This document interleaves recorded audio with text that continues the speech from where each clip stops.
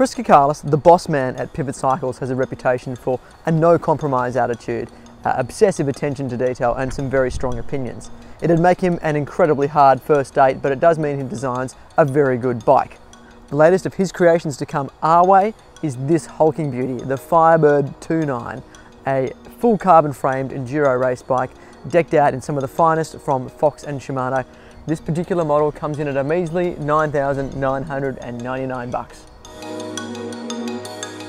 We recently took this bike to Medina Bike Park in Tasmania, where we followed far more capable riders than ourselves into some pro-line level trails in the pouring rain. Irresponsible, maybe, but the fact that we even attempted these trails in those conditions is a total testament to the confidence-inspiring nature of this bike.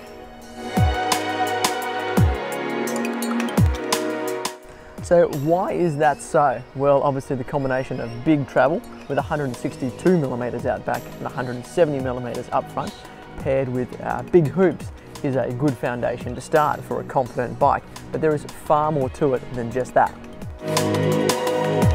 We have often praised the feeling of solidity and stiffness that you have with a pivot bike, and the Firebird is no exception. It has that same cohesion from front to back.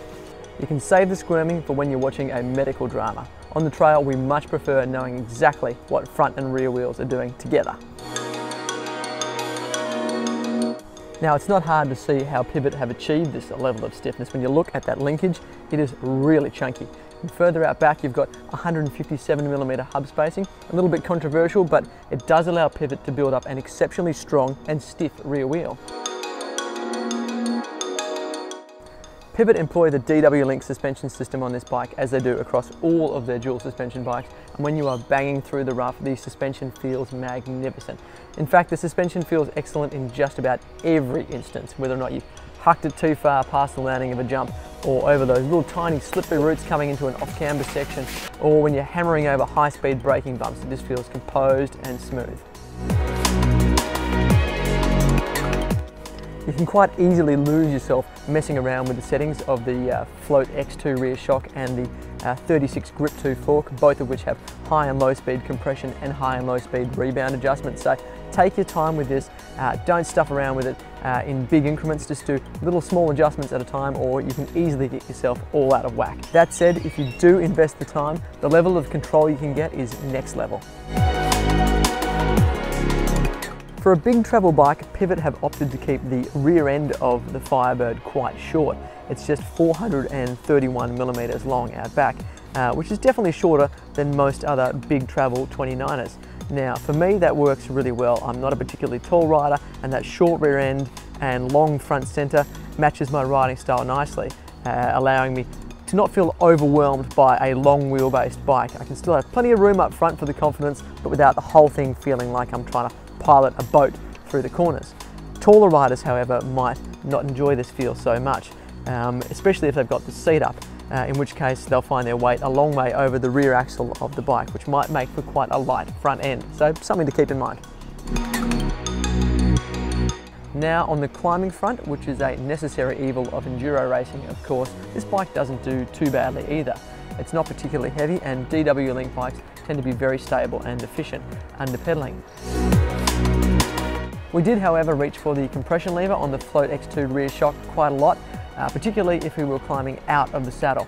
Now, this wasn't so much about improving the bike's pedaling efficiency as it was about sitting it up a little bit higher in its travel and helping to counter the wandering of that slack 65-degree head angle. On that note, the bike does come with some geometry adjustments, so you can steepen it up a little bit. It wasn't a feature that we utilised at all, but if you were treating this bike as more of a long travel trail bike rather than an enduro race bike, you may want to play around with this.